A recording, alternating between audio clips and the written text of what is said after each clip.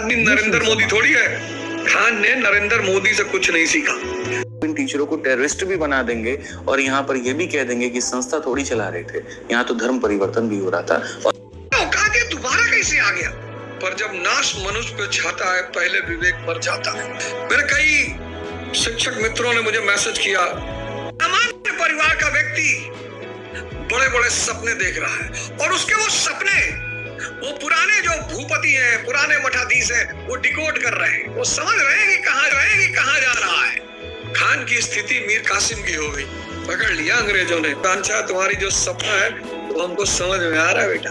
हालांकि मेरी हार्दिक इच्छा है इस देश में जब भी कोई सामान्य परिवार का व्यक्ति उभरने की कोशिश करेगा उसको दबा दिया जाएगा और बहुत बुरी तरह। कहना ऐसा नहीं कोई एक आदमी पीछे पड़ा होगा।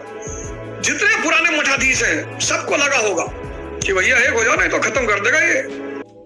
क्योंकि जब आप बोलते हो, कोई काम करते हो, तो आपकी भविष्य की प्लानिंग दिखाई पड़ने लगती है। बहुत संभल के रहना पड़ता है, बहुत होशियारी से। नरेंद्र मोदी एक ऐसे आदमी है जिन्होंने प्रधानमंत्री बनने से पहले तक कभी कहा ही नहीं कि मुझे प्रधानमंत्री बनना है, कहा ही नहीं। उनकी क्लासेस को ध्यान में रखते हैं, शायद अपने हित को भी वो ध्यान में रखते हैं कि संस्था चलेगी तभी तो उनके घर में भी रोजी रोटी आएगी।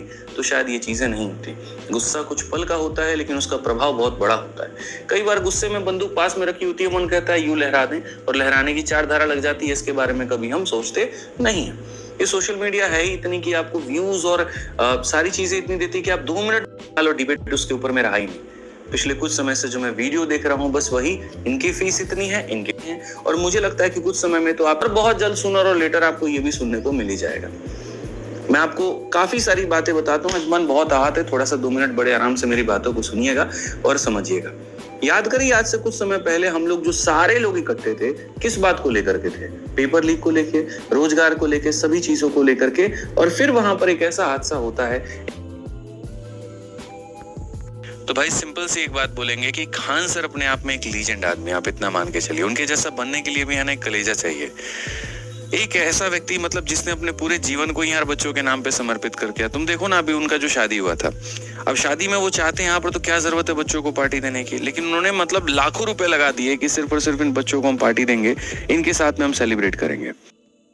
अभी राखी का समय, जहां पर किसी टीचर को क्या जरूरत है भाई, अपना आराम से छुट्टी का समय है, परिवार के साथ में जाए, घूमे फिरे, सोशल मीडिया पे ज्यादा सर के बीच में हुए विवाद में फैजल सर बहुत सारी सच्चाई को छुपाना चाहे,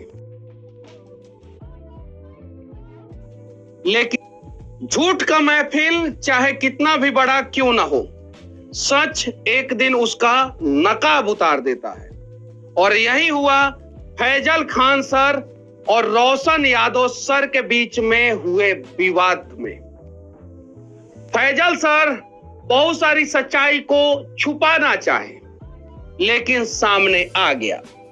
अब फैजल खान सर आपके समर्थक जो कर रहे हैं ना, फैजल सर बहुत सारी सच्चाई को छुपाना चाहे लेकिन सामने आ गया।